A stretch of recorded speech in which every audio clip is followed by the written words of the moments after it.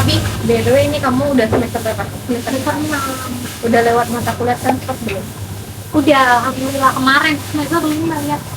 Gimana keadaannya melewati semester 6 dengan mata kuliah transport? Alhamdulillah ya. Di semester 5 kemarin kan waktu menuju transportasi itu satu orang. Apa saudara? Halo Pak. Halo Pak. Udah aman Pak jadi alumni soalnya udah lulus. Kalau dia nggak tahu Pak. Karena mungkin kriteria beliau ini bagus banget ya, tinggi, dan aku nih agak kurang mencapai kriteria, jadi agak dikduk takut banget ngulang, tapi alhamdulillahnya nggak ngulang, nilainya aman. Dan alhamdulillahnya lagi aku di semester kemarin cuma ngambil transportasi, nggak ngambil SCM. Oh nggak ngambil SCM? Nggak ngambil karena di semester 3 nya udah ambil. Keren sih, itu termasuk keren sih ngambil SCM di semester 3. Aku kalau nggak salah semester 5 deh kalau nggak salah SCM. Karena memang matkulasi kan di semester 5 sih. Tapi aku ketemu sih, maaf ya Pak Sandra transportasi, tapi ya mungkin bapaknya punya kriteria itu tadi ya. Betul. Kita sebenarnya bukan bapaknya yang salah, Kitanya yang salah. ekspektasi kita yang terlalu tinggi. Betul banget. Jadi jangan sampai terlalu berekspektasi tinggi ya. Jangan terlalu berekspektasi tinggi ya, yang pada akhirnya muncul. Kita juga harus paham banget nih ultimate gimana sih penilaian dosen-dosen kita. Kayak di prodi itu kan ada Pak Toro, ada Pak Eka, Pak Ferdi, Pak Budi, Bu Kiki, Bu Ira. Mereka semua tuh punya kriteria penilaian yang beda-beda banget. Jadi kita harus paham. Jadi itu bukan berarti dosen itu pelit nilai ya sebenarnya. Cuman mungkin kitanya aja yang belum memenuhi kriteria dosen tersebut. Tapi ngomong-ngomong ngebahas Pak Eka nih ya, udah dapat matkul kewirausahaan belum? Lagi ngambil, nggak usah dikecilin suaranya. Halo Pak. Halo Pak Eka, apa kabar hari ini Pak?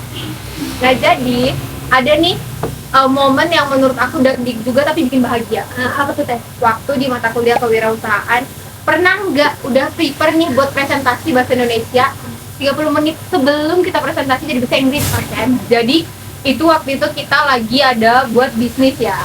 Rencana bisnis planning. Karena kan kita anak logistik, anak bisnis lah gitu. Jadi bikin waktu itu aku produknya ngomongnya sih kalau bahasa waktu itu produk kita Batak spaghetti. Karena aku orang Batak nih ya.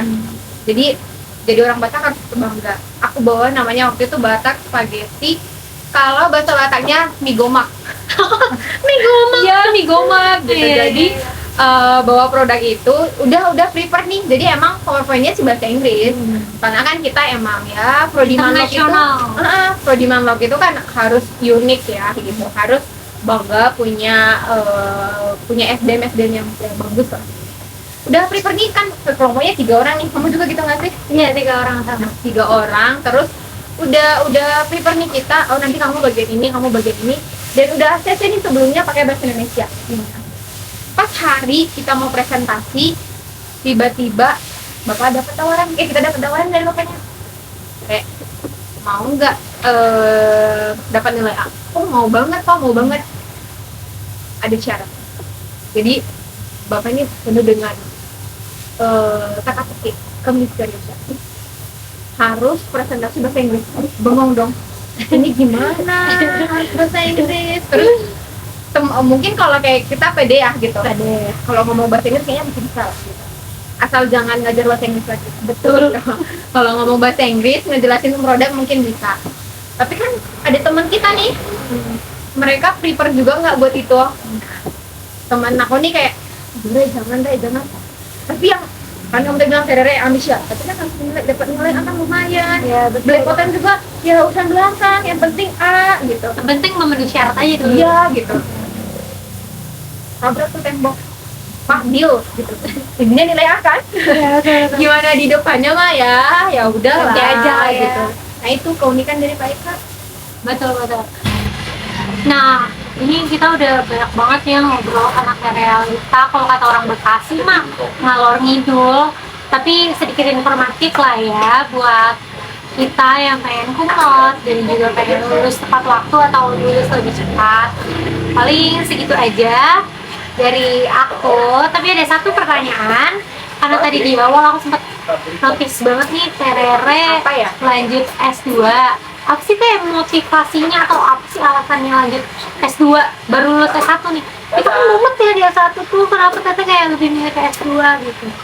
Awalnya sih coba-coba ya. Awalnya coba-coba. Bukan. Jadi itu udah kepengennya sebenarnya. Lebih ke arah biar ntar anak-anak gua mah nggak miskin lah gitu. Nggak miskin ya? Nggak miskin. Terus karena kita Gen Z, ya betul. aku nggak jadi bad mother.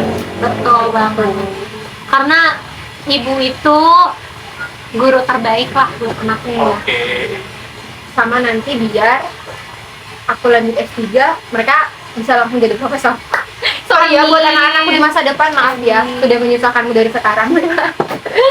Segitu aja paling, makasih banyak Terere. Oke, sama-sama. Bye bye lagi, Mer. Bye bye.